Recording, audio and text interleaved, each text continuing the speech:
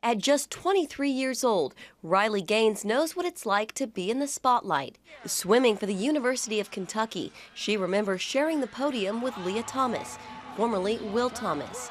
The two tied for 5th place in the NCAA's 2022 Women's 200 Freestyle. Thomas would go on to win 1st place in the women's 500 freestyle, becoming the first trans athlete to win an NCAA national championship.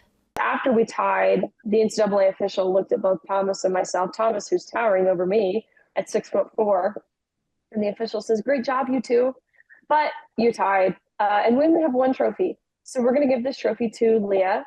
Riley says that moment launched her into advocacy.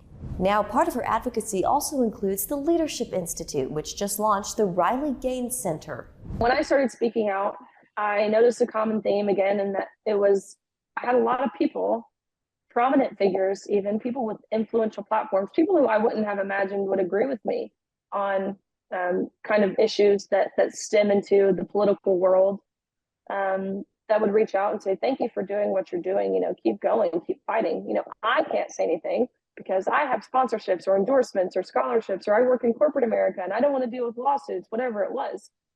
And after seeing this, I kind of began to feel frustrated. We need more leaders. And that's the goal of the Riley Gaines Center at the Leadership Institute, to build up and equip young leaders like Riley. The mission here is to, continue the work of Riley, and one of the things you will hear Riley often say, and her kind of idea behind the center was to provide the resources that she wished she had when she was dealing with the issue she was at the University of Kentucky. Brian Burness is Vice President of Campus Programs at the Leadership Institute. He says the center has already been able to provide those resources to many others. I got a 0 on a project proposal in my class because I used the term biological women, which is apparently not allowed anymore.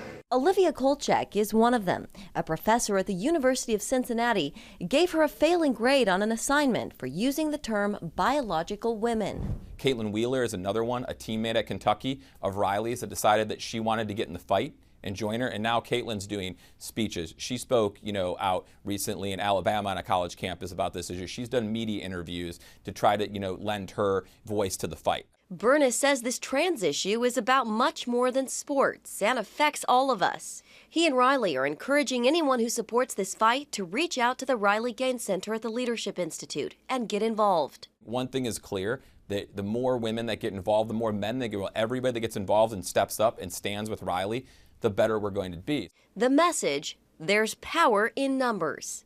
Jenna Browder, CBN News.